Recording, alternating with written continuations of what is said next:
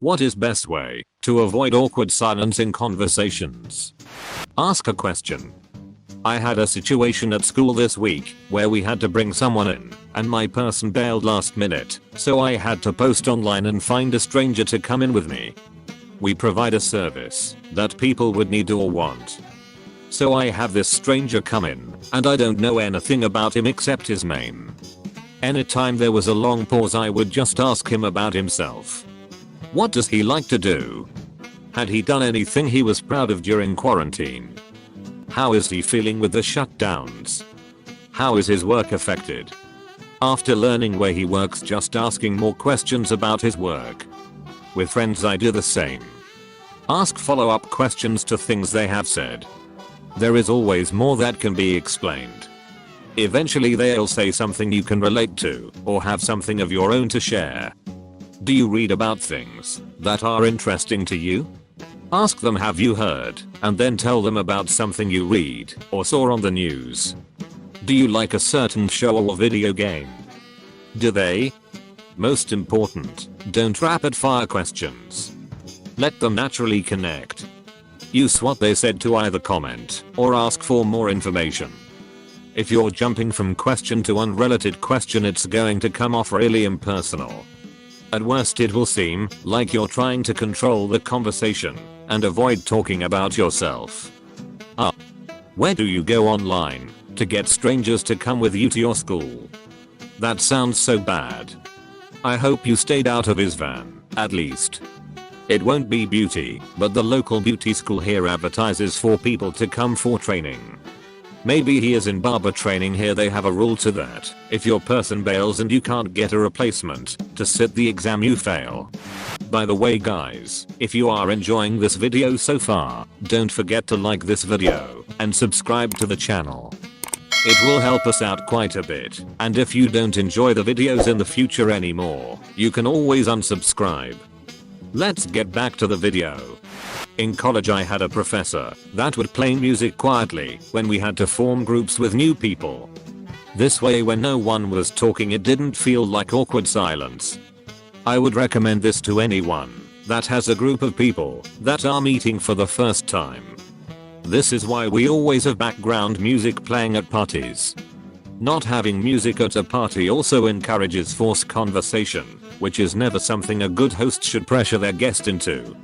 Some people need to warm up to others, and having to think of something to say constantly to fill in the gaps leads to a lot of self-consciousness and not very good conversations. Stare into their eyes without blinking. They'll quickly fill in any gaps in the conversation. Strong eye contact is key. As an introvert, I'm not even sure if you're being serious or not. Give it a try. Let us know how it goes. This approach, as long as it's not overtly weird and illegal, is the way to go about any social interaction. Fear of rejection causes far more pain than rejection itself. Until you match with someone of equal power. And then it turns into ocular domination. Whoever looks away loses, and whoever loses has to give up their wife for procreation. Don't worry though, most people look away after a couple of seconds. But eventually you'll find someone worthy. It will be an intense and exhilarating experience, and if you win you walk away with a gained level of self-confidence. Avoid? Enjoy. That's how. Yep. A. You both enjoy sitting in silence, or B. They feel awkward and restart the conversation. Either way it's not awkward for you if you don't care about the silence. As someone who was always told I'm too quiet and need to go out and talk to people more, I feel the responsibility to carry every conversation. It's only recently that I've started realizing that I can't be the one who's always making the effort. It's okay if they think I'm There's only so many inane questions I can ask them. After that the ball is in their court. Or we can just sit in silence and go our separate ways. You can be pretty quiet and lead people into carrying conversations with active listening and reflections. So, they say they did blah on the weekend. You reply with something brief, but leading them to talk about it more. Wow, what was that like? How'd it go? Tell me about it. Reflections are more like trying to confirm your guesses with paraphrases and helping them feel heard. Sounds like it was great to see your brother again. That does sound like a scary experience, and so on. Got to pay a bit of attention, but people love the sound of their own voice. There's some cool videos online demonstrating those techniques. Good for when you don't have anything to say, but want people to like you. The trick I have learned as a lifelong introvert is that people love talking about themselves. For example, if they said they come from city X or country Y, you can ask them if they love living there, and if yes, what do they prefer? If not, why not? Or where would they prefer living?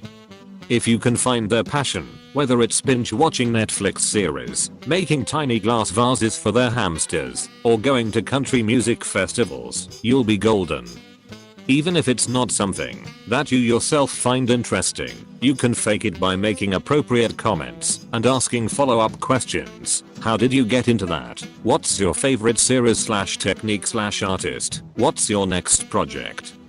Remember, this is about learning about them, not coming up with the most savvy reply, so actually listen to what they say. Alternatively, an awkward silence can be a great point to cut the conversation short and leave, if that's what you want to do.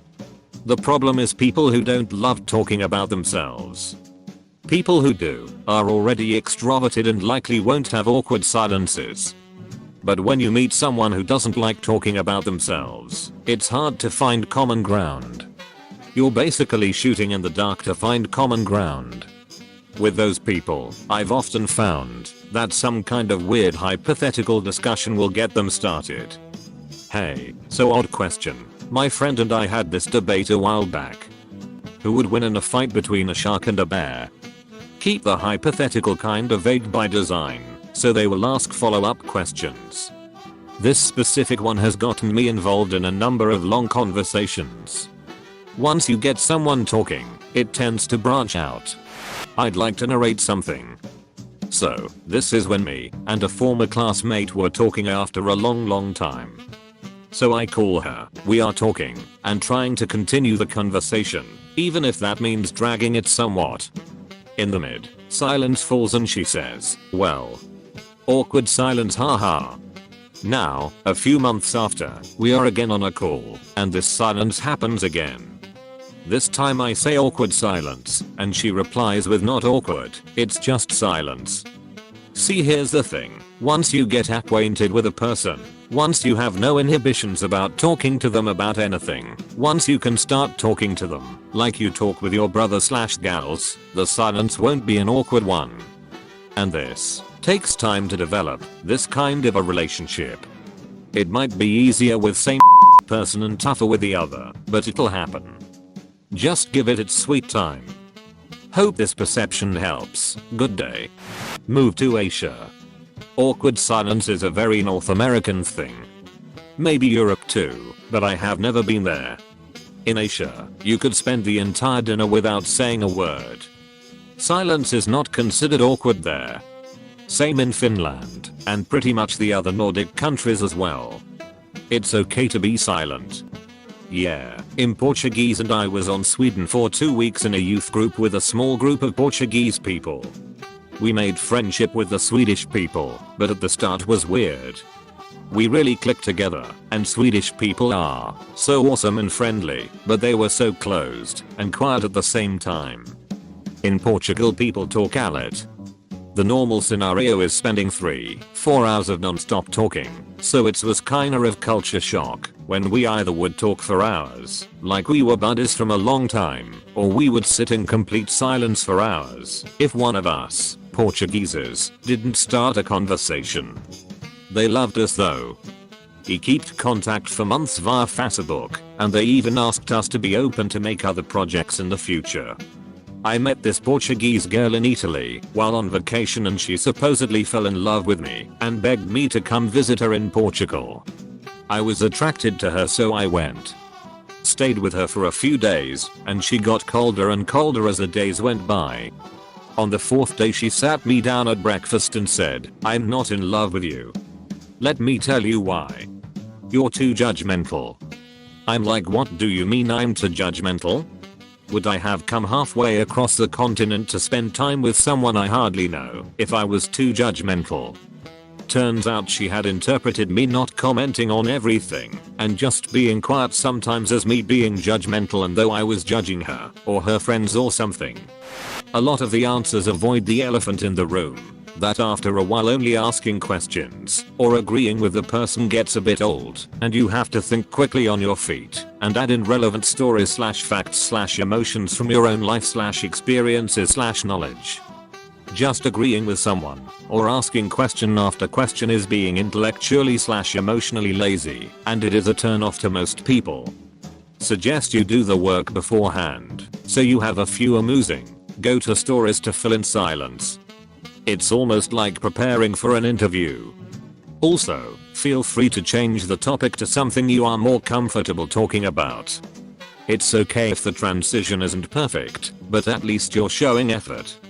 Also keep looking around the surroundings for things to comment on or joke about. I keep looking for pun opportunities and will sometimes point to a nearby church and be like, ah yes, church fact. Check the time. It is usually 22 or 20 past the hour, and whether it is or isn't, it is an easy topic to run with. Egg. Silence falls. You look at each other. Before someone starts with the nervous laughter, you say, oh, is it 22 or 20 past? Everyone checks, eager for the distraction. If it is near enough either time, point out that silence is allegedly often full then. If not, wonder aloud what was different this time. Conversation then tends to spring up again, either around the time thing, or coincidences, or the power of anecdotal evidence, the football scores, goggle barks. You can join an OS link off, job done. As someone else said, silence is natural. But you can always make fun of it. And now we reach that awkward silence. For me, I do a bit of public speaking. What I found makes public speaking easy is knowing your subject. Don't get me wrong, I'm always nervous and feel like I'm going to vomit before speaking, but that's natural. But going up on a stage and speaking to anywhere between 20 and 200 people, it's best to just know your topic instead of relying on slides. Same can be said for an individual if it's someone you've been chatting with for a while and got to know a bit about. If you're literally just meeting this person and did not have time to exchange likes / dislikes via text or whatever, then use this time to find that out. What are they passionate about? What do they hate? What's their family situation, if they are comfortable sharing? And so on. Let out a nice big It will totally take away from the awkward silence and it's the perfect icebreaker. Pro tip, slightly constrict your anal sphincter so it's a high-pitched squeaker and lasts longer.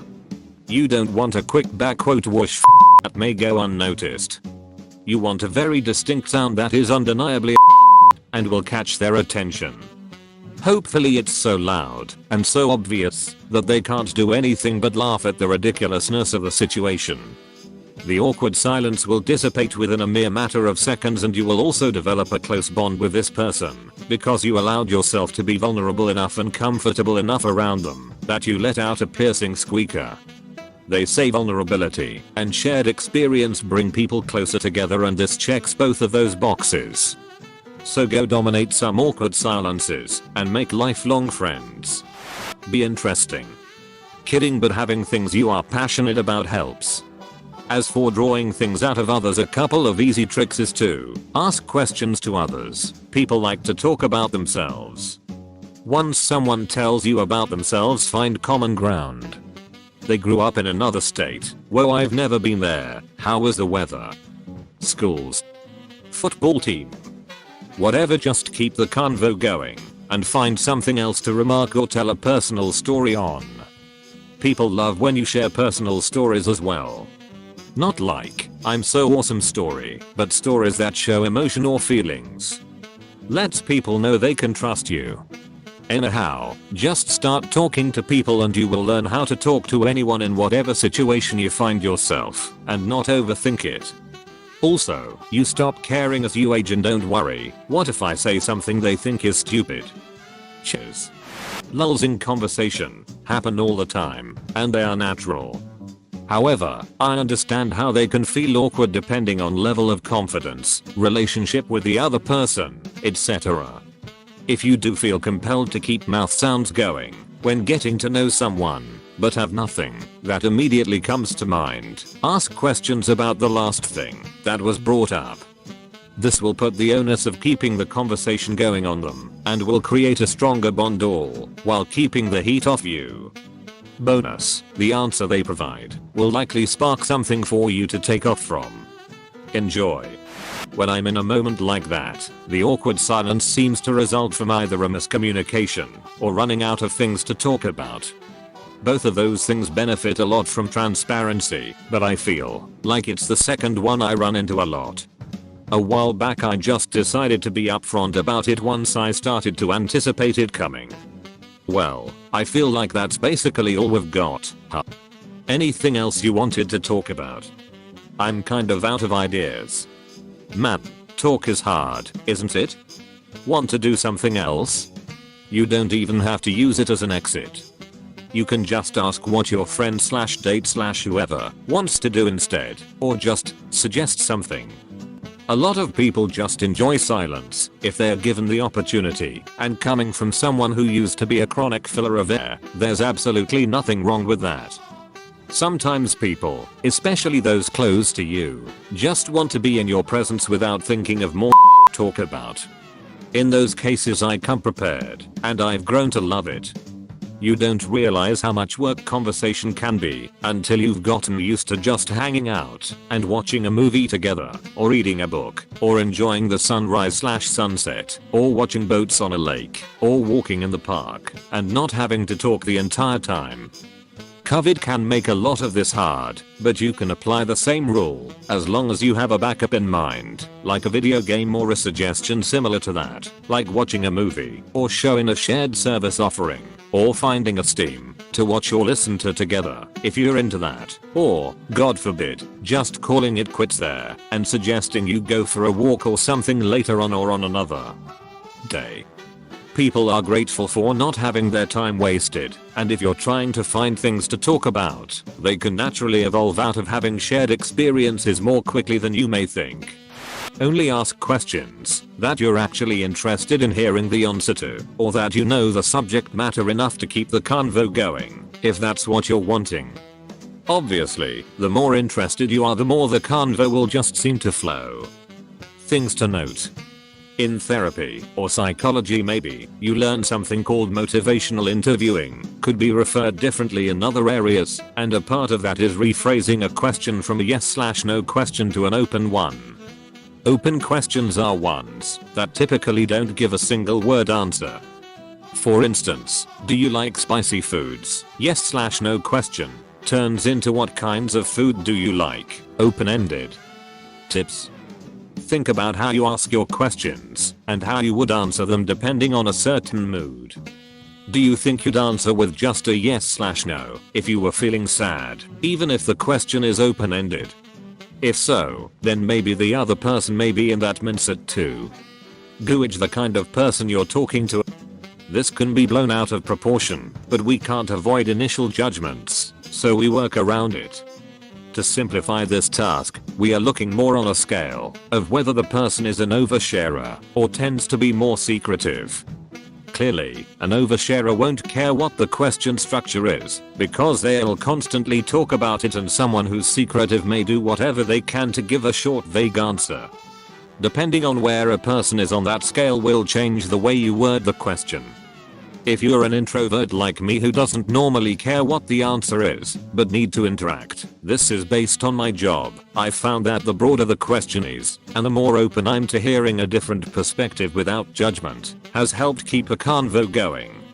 Listening carefully to their answer usually gives me insight on what else to talk about, or how to make the broader topic become more specific. If the other person gives a short answer, then most likely they either don't want to talk, or they aren't interested in the topic. If they don't want to talk, avoid awkward silence by also not talking. If silence bothers you, have music playing lightly in the background to begin with, best for those silent car rides. Otherwise, learn to calm yourself down because the anxiety or feeling of need to converse may just be you, and that's okay. Silence can be good too. Know what helps you to relax with the silence. I go on my phone for instance, and the awkwardness will eventually go away. That's a nice Jane. Where did ya get them? I love that shop. I have 5 trousers from there. It's a little pricey, but the material compensates. What's your name again? Nice to meet you, Sue. Why don't we go and drink something cold? You know I was always a Pepsi guy, but the new Coke tastes real good. Have you tried it yet? Do you have a hobby, real or not real? We'll ask you what you mean. You know something only you consider as a hobby. We'll think about it, and we'll say a not real hobby. That's exciting. We should do it together sometime. The best way is to stop considering silence to be awkward. It's perfectly normal to have some silences in a conversation. If it starts to make you uncomfortable, look around and see if other people are uncomfortable. If they're not, let it go. If others also look uncomfortable, then it's time to say something and get the conversation rolling again. Try comparing a politician or saying that a major religion is stupid. Or you can just loudly and challenge anybody there to do better. I came here to voice this sentiment. Adjusting your relationship to silence is pretty huge. The cognitive shift from silence is an inherently negative thing to silence is what happens when people are thinking or listening can really change the emotional association, and you can begin to use it as a tool. And because you aren't living in fear of it happening, you're in a better presence of mind to perceive when it's beneficial to interject and how. I think the secret is to not be afraid of silence being awkward. If you aren't paying full attention when someone is speaking because you're trying to think of something to say when they stop in order to prevent awkward silence, you're probably missing an easier seg than whatever you're trying to come up with. As an introvert, I know I have done this before. If the conversation goes silent briefly, so what? If it's a new person, find some baseline information. I recommend the acronym FORK. Family. Most people have something to say about family, good or bad. Occupation. Where do they work? Where did they retire from? Where do they want to work? Recreation. Ask about hobbies, entertainment, whatever. Just what they do in their spare time. Knowledge. Ask them if there's anything they know a lot about, usually something mentioned in an earlier topic like what they do at their job, what's it like living at their hometown, etc. I've had some deep conversations about space, religion, movies, etc. from this one. It's great. Real great. If there's someone you already know, you can still go through those steps, just pick more advanced questions. How's your sister doing? Does work suck during the pandemic? You ever finish that movie series? Remember when we had that deep conversation about the expansion of the universe and God? That was crazy. I really don't mind silence during a conversation.